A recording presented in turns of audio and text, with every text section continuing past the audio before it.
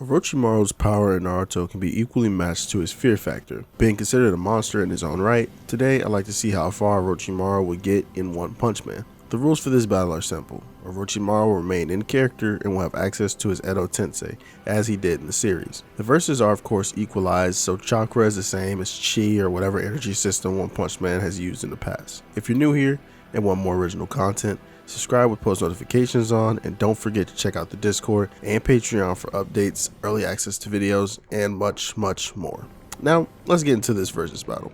To truly understand the depth of Orochimaru's power, we must first explore his dark and complex backstory. Orochimaru was once a prodigious member of the legendary zerechanyt. His thirst for power led him to seek forbidden jutsu, which included his mastery of snake-based techniques, the Sharingan, and knowledge of countless forbidden arts. Orochimaru's list of feats is nothing short of astounding. It would be a lot to list and go over in this video, so I will show all the non-relevant or more minor things on screen later on. He has defeated countless formidable opponents and has had iconic battles, including his battle with third Hokage, Hiruzen Sarutobi. Orochimaru's ability to wield the Kusanagi sword, which is a sword that can bypass durability, and perform forbidden techniques like Edo Tensei, which reincarnates and brings back dead ninja from the past, make him a force to be reckoned with. He can also regenerate from fatal damage, meld his body into other materials and surfaces, and summon a large creature known as Manda to fight by his side. He also does have another summoning jutsu of note known as the Triple Rashomon Gates, which pretty much are like a giant barrier that can tank up to mountain and island level attacks. Orochimaru's overall stats are equally as impressive as his moveset. He boasts exceptionally high levels of intelligence, chakra control, and an unparalleled knowledge of ninja techniques. While his physical stats are above average, it's his remarkable ninjutsu skills that set him apart. Orochimaru is pretty easy to scale, as he is frequently matched up against Jiraiya. Jiraiya, with his summoning, Sage Mode, and his big ball Rasengan, should be around mountain to island level in terms of AP and durability, since he could have matched Pain if he had intel on their abilities beforehand. He can also summon Gamabunta, who matches Manda in both size and power, both casually destroying mountains and large forest expanses by just appearing. The issue with placing Orochimaru this low, however, is that he gets an amp after his reincarnation with Hachirama cells and absorbing Kabuto's Sage Mode, allowing him to bind a near full power Tobirama, Minato, and Sarutobi. All these people can comfortably be put around island level or higher, since they should be roughly around the base Edo Minato level. There's probably a better way to scale his AP, like maybe using his Serpent God transformation, but with these amps, he would be comparable to those weakened Hokage, landing him at least island level in power. Hell, even Jiraiya can be argued to island level, and with Orochimaru having chakra ants from regaining his arms, absorbing Kabuto's Sage Mode, and of course Hachirama cells, it's completely in the ballpark.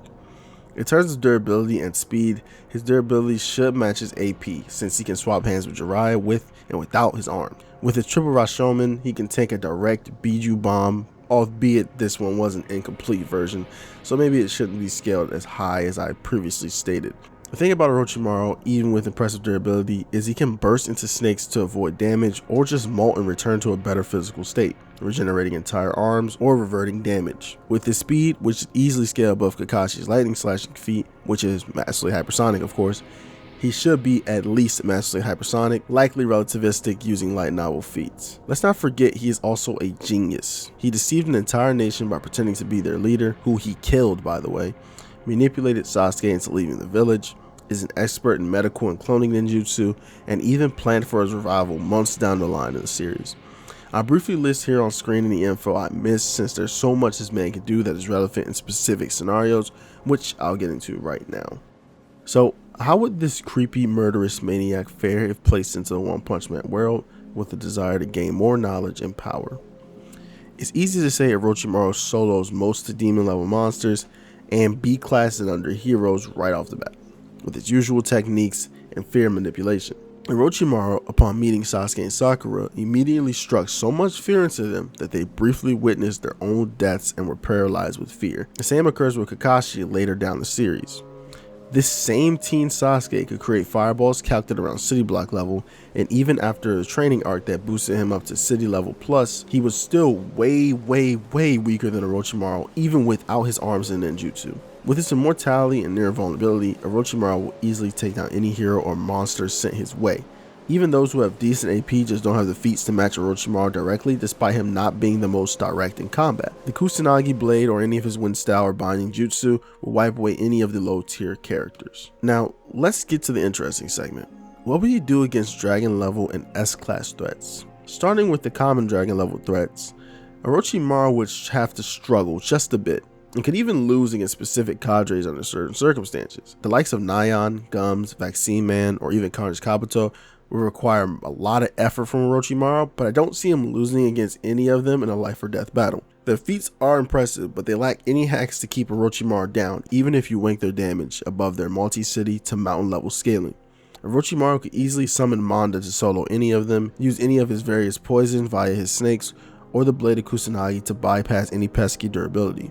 Where I think Orochimaru will likely lose to the monsters without his Edo Tensei is when we get to Platinum S, Boros, Awakened Garo, Homeless Emperor, Galewind Hellfire, and of course Psychos and Psychorochi Fusion, and of course, Orochi on his own. While Orochimaru is strong, his abilities focus more on deception, escaping attacks, and quickly eliminating opponents in quick succession. When faced against opponents who can match his speed, and continuously dish out extremely powerful attacks ranging from mountain level, island level, country level, and even multi-continental, Orochimaru with all his knowledge and regeneration cannot outwit the sheer stat and hacks difference at that point. Platinum Mass very well likely speed blitz, Boros outstats in all categories. Awakened Garo is pretty much untouchable by any direct means from Orochimaru. Homeless Emperor, while weak to the touch, can spam attacks seemingly endlessly, while the rest of these characters all have extreme AP feats and speed scaling that Orochimaru will only be able to dodge and avoid at best, without any progress towards defeating these opponents. That's where Edo Tensei would become a must. For those who don't know, Edo Tensei allows Orochimaru to bring back the undead with nearly the same power that they had before, but being virtually unkillable, excluding soul manipulation and matter manipulation hacks. I could easily see Orochimaru, after being tossed around and forced to regenerate, summoning the likes of Hachirama, Tobirama, Minato, and Sarutobi. You could even argue he'd bring back the defeated heroes and monsters from his prior encounters. I won't go into the Hokage scaling too much here, since that would be a video on its own and would make this one way longer, but each of them would easily be a dragon level threat on their own, with Hashirama and Minato being arguably god level threats since they scale above or to Kurama. Kurama being stated to have the potential to surface wipe the planet before being amped by Madara Susanoo. Minato as of recent even scales to the Nine Tails more directly in some regard, and this was when he was a teenager. With this assistance, Orochimaru becomes a nigh unstoppable force even with the S-class heroes up until the likes of Tatsumaki, Flashy Flash, and maybe Bang if you want to be generous, since he kept up with Monster Garo briefly whilst holding back. If you allow Orochimaru to reincarnate dead heroes and monsters from the verse along with the Hokage, every enemy he overcomes in the dragon level tier becomes a loyal servant, completely binded under his control.